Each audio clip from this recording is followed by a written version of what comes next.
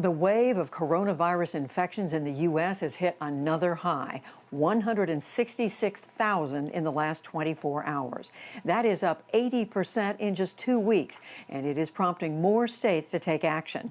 Ohio today imposed an overnight curfew for businesses, and Iowa mandated masks in indoor public spaces. Republican Governor Kim Reynolds gave the order after months of resisting the idea. If you can't social distance and you're going to be in a prolonged interaction with an individual for more than 15 minutes, then you're required to wear a mask. That's what's in the proclamation. That's the expectation. So I'm asking Iowans again, it's not where we want to be, but we need everybody to step up and do the right thing.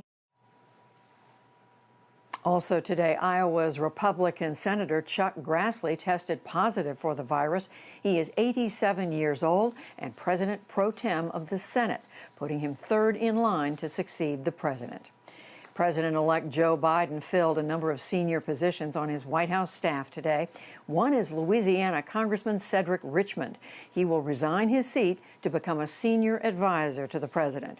Meanwhile, 2 weeks after the election, President Trump has yet to concede defeat or to start the transition. The election chief in Georgia says he's being pressured by fellow Republicans. The state is recounting presidential votes after President-elect Biden won by 14,000 votes. It also faces 2 U.S. Senate runoffs. But Secretary of State Brad Raffensperger says South Carolina's U.S. Senator Lindsey Graham implied that he should discard legitimate ballots. Raffensperger spoke in a TV interview. We want to make sure that every legal vote counts and every illegal vote doesn't count. I've always been a conservative Republican, and I want to make sure we have a lawful process because I think integrity still matters. Senator Graham chairs the Senate Judiciary Committee. He denies Raffensperger's claim. The Pentagon confirms that it is cutting U.S. troop numbers in Afghanistan nearly in half to 2,500 by mid-January. Today's formal announcement came despite warnings by NATO Secretary General Jens Stoltenberg. He said that Afghanistan could again become a base for terrorists. We'll return to this later in the program. Central America was battered today by Hurricane Iota on the heels of another hurricane 2 weeks ago.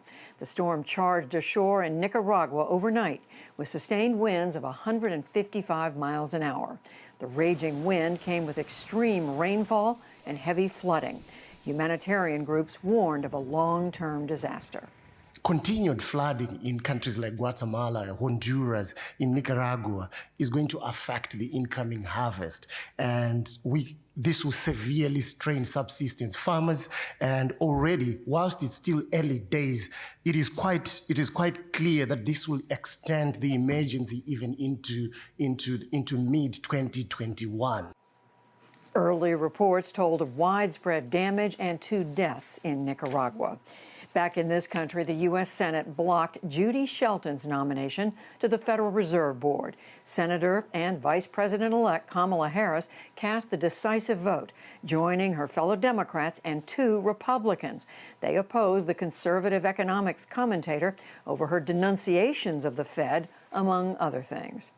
And on Wall Street today, investors retreated after a disappointing report on retail sales. The Dow Jones Industrial Average lost 167 points to close at 29,783.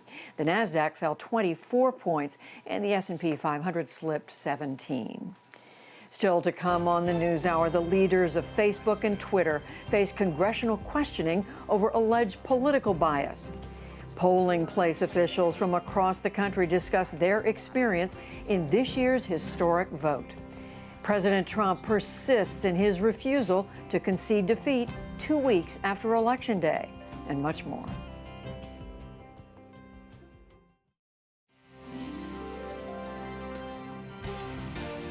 This is the PBS NewsHour from WETA Studios in Washington and in the West from the Walter Cronkite School of Journalism at Arizona State University.